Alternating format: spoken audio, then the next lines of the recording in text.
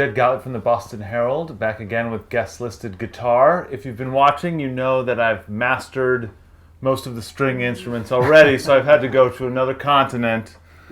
So today we have Mike Rivard, who's going to show us a little bit about the sintir. Is that right? Sintir. I started playing the sintir in about 2001. I got this one.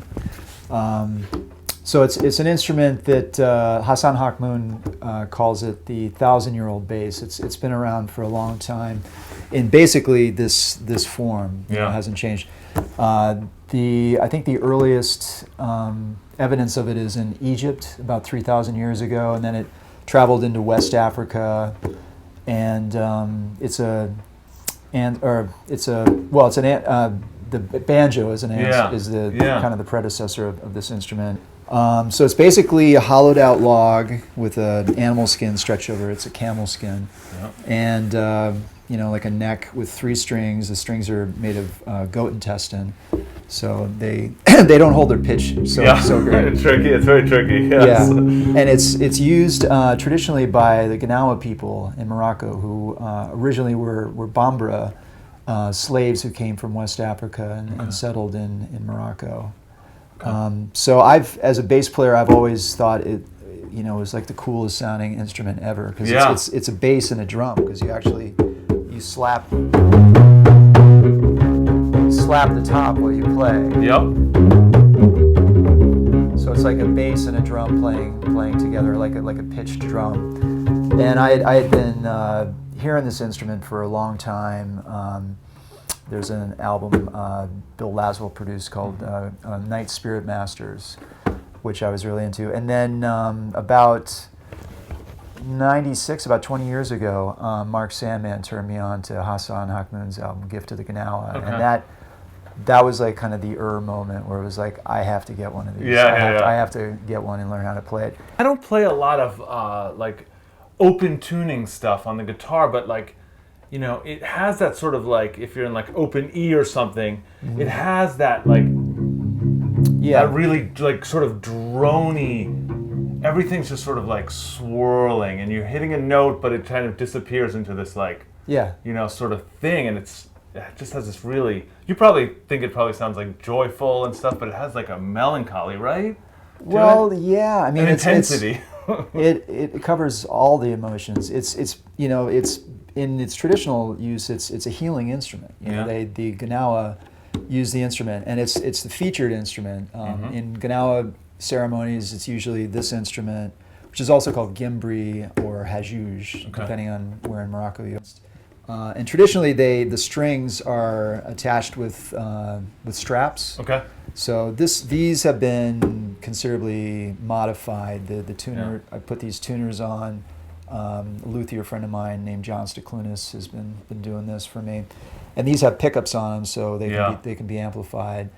And now a lot of the Gnawa musicians, Malam is the name for the sintir player, for the master.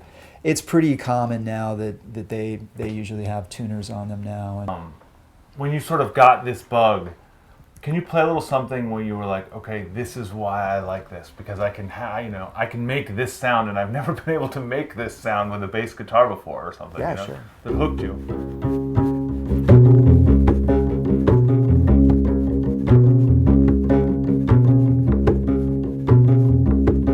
So the right hand is kind of like a claw hammer banjo. Yeah, I can see that up-down rhythm there. So I play the strings with my index finger and the thumb, and meanwhile the other fingers are slapping the top.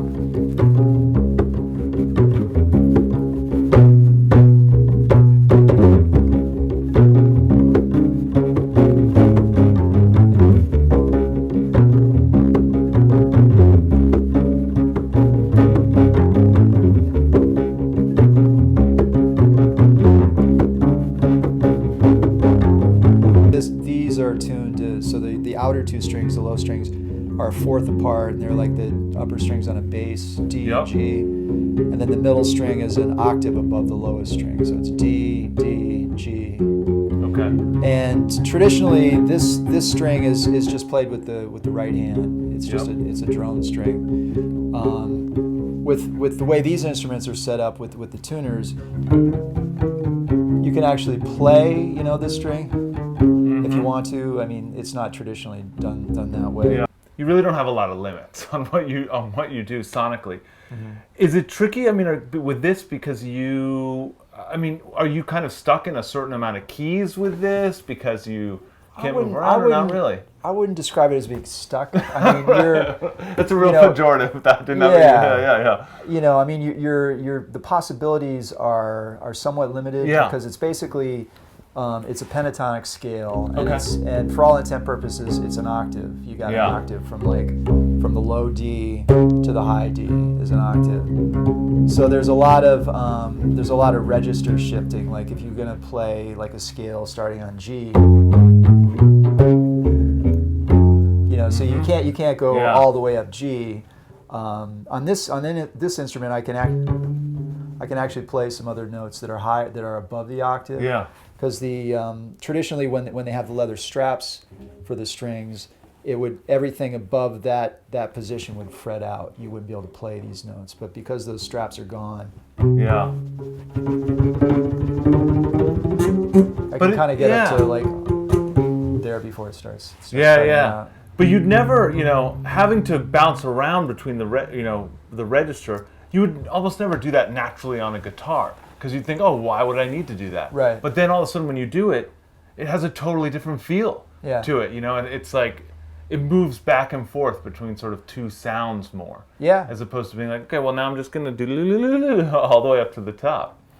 And, you know, it's one of these instances where even though it's limited, the possibilities are really kind of limitless, you know, like what you can do with that one octave is amazing.